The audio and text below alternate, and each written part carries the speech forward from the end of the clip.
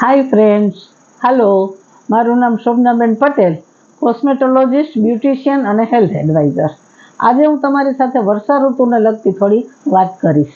વર્ષા ઋતુ એટલી સરસ ઋતુ છે કે બધાનું મન એકદમ પ્રફુલ્લિત થઈ જતું હોય છે, પણ એમાં જો આપણે થોડીક સાવચેતી વાપરીએ તો એની મજા માણી શકીએ. તો સૌથી પહેલાં હું તમને સ્કિન વિશે વાત કરીશ કે સ્કિનમાં એટલો બધો ભેજ અને વાતાવરણમાં એટલો બધો ભેજ હોય છે કે આપણે સ્નાન કર્યા પછી પણ ફ્રેશ ફીલ કરતા હોતા નથી. તો એના માટે શું કરવું કે સ્નાન કરવાના પાણીમાં લીંબુનો રસ નાખી અને પછી સ્નાન કરવું હૂંફાળા પાણીથી. ઓકે, તો તમે એટલી બધી ફ્રેશનેસ ફીલ કરશો કે જેની કોઈ હદ જ નહીં. ત્યાર પછી એકદમ કોરા કપડાં પહેરવા, સહેજ પણ ભીના કે સહેજ પણ ભેજવાળા કપડાં પહેરશો તો સ્કિનમાં ખજવાળ જેવું થઈ શકે. તો એના માટે શું કરવું કે ઇસ્ત્રી કરીને કપડાં પહેરવા, જેથી કરીને એકદમ કોરા થઈ ગયા હોય આ રીતે. અને ત્યાર પછીની હું જે વાત કરીશ એ મહત્વની છે, એટલા માટે કે વરસાદની મોસમ એવી છે કે માણસોને ખૂબ જ વારે પલળવાનું મન થાય છે, પણ આ વસ્તુ કરાય નહીં.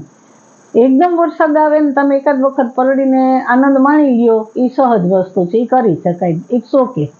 પણ ઝરમરિયા વરસાદમાં થોડા છાંટા આવતા હોય તો ઘરની બહાર નીકળવું, વળી ઘરની અંદર આવવું, વળી બહાર નીકળવું, એ રીતે તમે રમત કરશો તો તમારી સ્કિનને નુકસાન થઈ શકે છે. તો આ રીતનું વર્તન કરવું નહીં.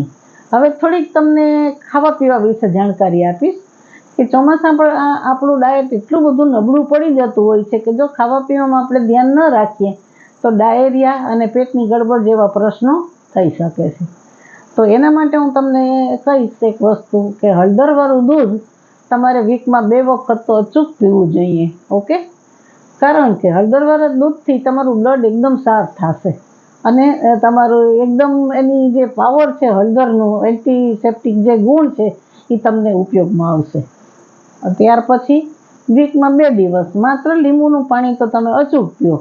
વિટામિન સીને કારણે તમારી ઇમ્યુનિટી સિસ્ટમ બૂસ્ટ થશે અને તમે રોગ પ્રતિકારક શક્તિ તમારી વધશે.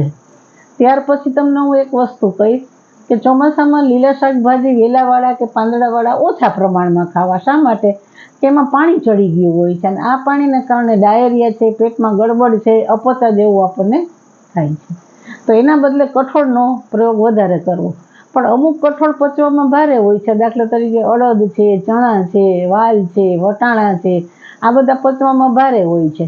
પણ મગ તો બધા કઠોળનો રાજા કહેવાય છે. મગની આઈટમ તમે વીકમાં 3 દિવસ અલગ રીતે કરી અને ખાઈ શકો. મગની દાળ બનાવી શકો, મગના પરોઠા બનાવી શકો, મગનું શાક બનાવીને ખાઈ શકો, જે હેલ્થ માટે ખૂબ જ સારું છે. ઓકે, ત્યાર પછી બહારનું ખાવાનું બને ત્યાં સુધી ટાળો. જંક ફૂડ તો બિલકુલ બંધ જ કરો, કારણ કે એ તો એટલું બધું મરી મસાલા, તેલ, મરચાં, મસાલાથી ભરપૂર હોય છે કે જે પચવામાં ખૂબ જ અઘરું થાય છે.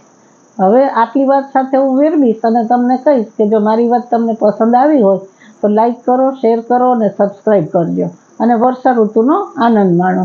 Okay, bye bye.